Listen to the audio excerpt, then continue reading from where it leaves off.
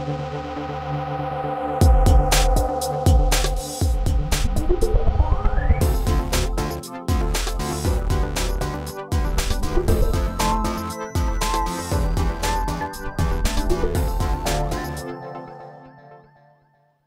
you're watching Tech24 on France 24. I'm James Creedon. Coming up on this week's show, with Facebook back in the news, public awareness of the realities of data mining is on the increase.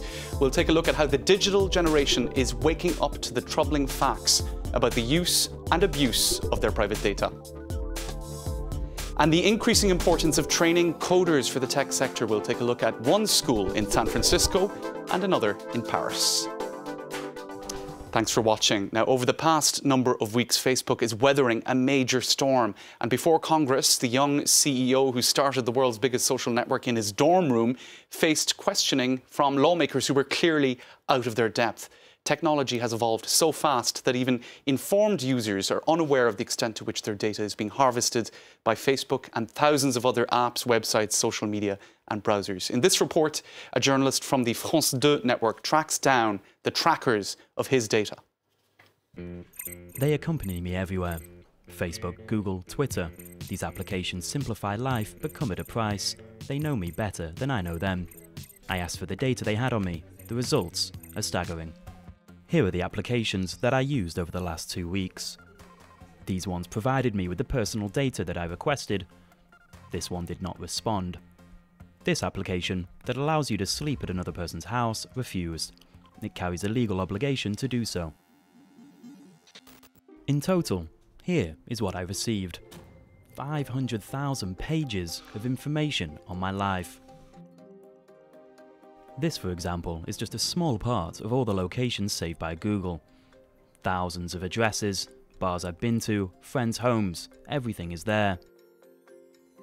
Facebook keeps all of my photos, even those unflattering ones from my school years. It also knows all of my friends. It has my address book with their telephone numbers, even if they do not have Facebook and even without their consent. These applications store all this information or sell it to data analytic companies. This mathematician has successfully obtained some of these analytics, presented here in these endless charts. Between these lines, an image of our specialist emerges. This allows them to gradually determine my interests. So here it shows that I'm interested in computers, or gardening, for example. This company is searching to classify me in terms of affect. How do I react to certain people? If I'm a romantic or an adventurous type, they can see if I have loans, what my financial situation is, things like that. So that allows them to send you advertisements which correspond exactly to a particular moment in your life. Exactly. Take this example with Twitter. If the network knows I like video games, traveling, or surfing, here are the advertisements for video games, traveling, and surfing. The fragrance for men. This personal data circulating on the internet is not exactly secure. Facebook demonstrated this to everyone with the Cambridge Analytica scandal, the organisation accused of having stolen the data of at least 87 million people. This engineer specialises in cybersecurity. In 2015, he obtained 1,000 telephone numbers off Facebook. He alerted the social network on what he considered to be a flaw in their system. Facebook has still denied that there was an issue. They didn't do anything about it till roughly last year. I'm sure there'll be other issues and other problems. 3 years later, Facebook CEO Mark Zuckerberg has testified in front of the US Congress. He was made to announce several measures on increasing protections on user data. And to discuss this more, we're joined now on set by Aisling Connolly of the École Normale Supérieure. You have an information security group at the École Normale Supérieure, and you're researching what we've just been seeing, basically, along with many other themes. Isn't it extraordinary the extent to which people are still not quite up to speed on how their data is being harvested and maybe misused? Exactly, but in one sense it's not even extraordinary because this was their intention all along. I mean, according to... When you say they, Facebook and other companies, exactly. I mean, a lot of social media and any sort of internet companies that use your data, I mean, a lot of their business models, it's their intention to hide from you exactly how much they look at your data. So it's very difficult for people to know exactly how much their data is spread around, how much they know about us. So I think in one sense, this story is great that now it raises public awareness of exactly what's going on. There has been coverage. For example, I know there was a piece in the New York Times a few days ago saying that really Facebook can't be reformed; it would have to be replaced. So we're hearing a lot of, I suppose, talking points from companies, in particular Facebook at the moment, about how they're going to reform and change their ways and protect data. But the business model, what you're saying is the business model sort of dictates another set of practices, which is targeted advertising, mining your data, right? Exactly, and I feel like you know, the business models are inherently linked to the platform that it's built upon. So with something like Facebook, I mean, they can change the business model, but they need to really change the underlying system.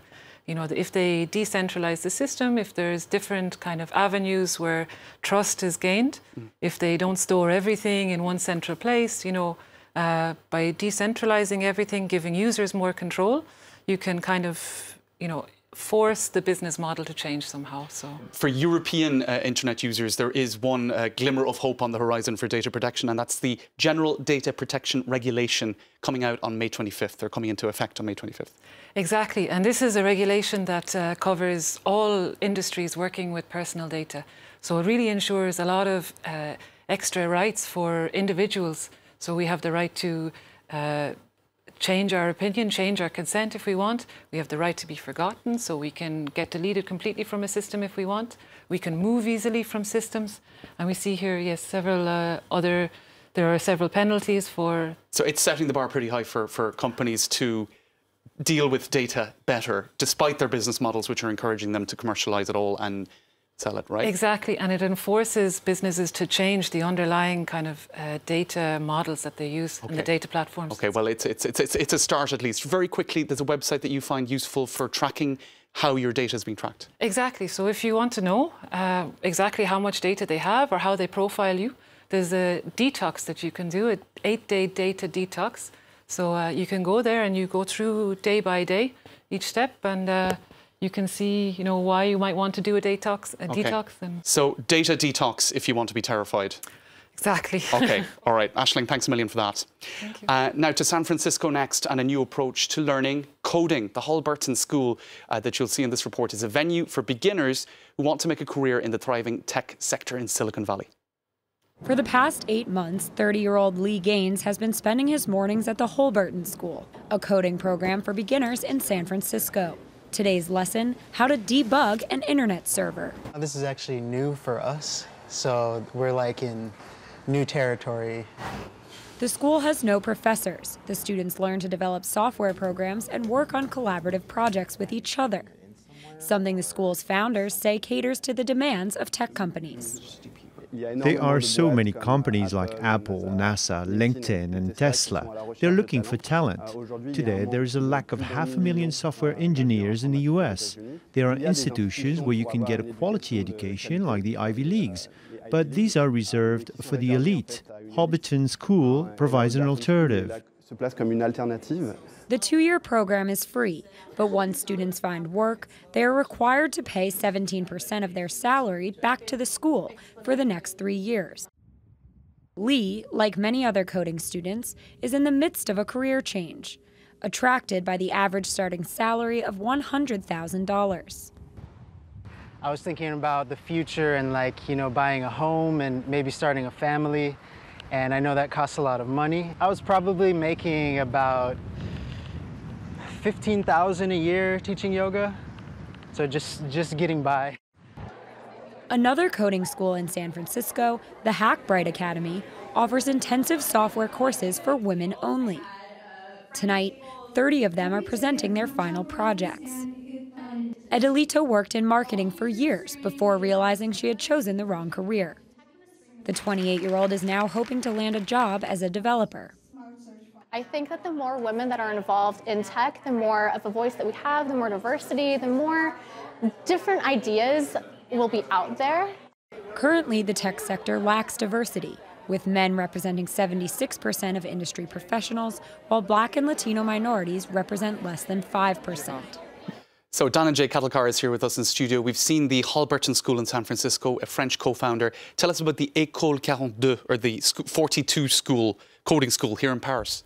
It was founded in 2013 by the French billionaire Xavier Niel. Now, this school stands out for multiple reasons. First of all, there are no teachers. Second, students aren't charged any fees. And third, the educational background of the students really doesn't matter. In fact, a couple of years ago, I met a student who used to work in a casino. So you can imagine the kind of varied backgrounds the students come from. So no teachers, it's peer-to-peer, also quite democratic, people coming from all different backgrounds. That's right, peer-to-peer and project-based learning. So these are the two, this is the two-pronged approach to learning here. And of course, in order to get admitted, you have to first appear for an online logic test, and then the students have to undergo 2 more evaluations, after which they are admitted in the school, and then they either undergo a 3-year or a 5-year course. Okay, and maybe you can do some yoga on Paris Plage if you really feel like it. Thanks for that, Dhananjay. Test 24 coming up next.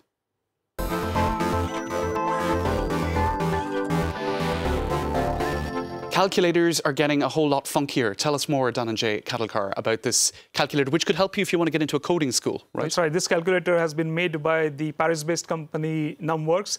And as you mentioned, there is a feature related to coding.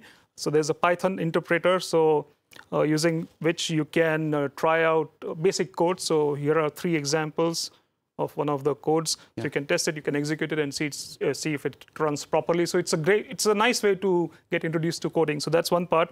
Secondly, it's a very clutter-free design. So that was the basic philosophy of the creators. And as you can see here, they have also got some inspiration from gamepads, from the controllers of game consoles, the way the keypad is arranged.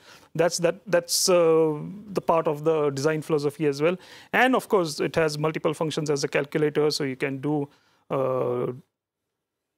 different functions like additions, of course, but you can also write algebraic functions. And if you want to test it out online, if you're a calculator geek and you want to check it out, you can go on their website and you will have the same calculator displayed on your screen. As you can see here, I have a graph of an algebraic function behind me. Okay, fantastic. That's Xbox meets calculator meets coding. Dhananjay Khatalkar, appreciate that. Thanks for watching. See you next time.